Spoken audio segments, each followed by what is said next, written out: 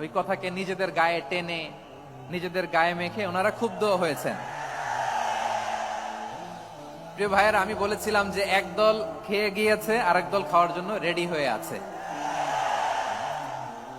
তো এখানে কি আমি কোন দলের নাম বলেছি? বাংলাদেশে 48টা প্রায় নিবন্ধিত রাজনৈতিক দল, কোন দলের নাম আমি বলিনি। কথাটাকে আমি জেনারেল রেখেছি।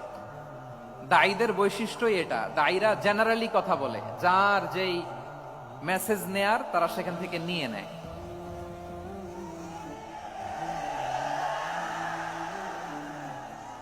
তো কোন দল এটা নিয়ে কোনো কথা বলল না, আপনারা এটাকে নিজের গায়ে যে মাখালেন, এটা ঠিক হয়নি। আমি বলবো যে এটা খুবই অনভিপ্রেত হয়েছে।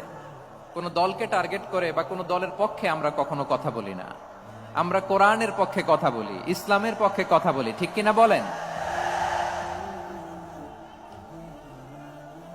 সো একটা জেনারেল কথাকে যদি আমার রাজনীতিবিদ বন্ধুরা নিজেদের গায়ে মাখেন, ক্ষুব্ধ প্রতিক্রিয়া জানান, এতে করে সাধারণ জনগণের কাছে একটা নেগেটিভ মেসেজ যাবে ওনাদের ব্যাপারে।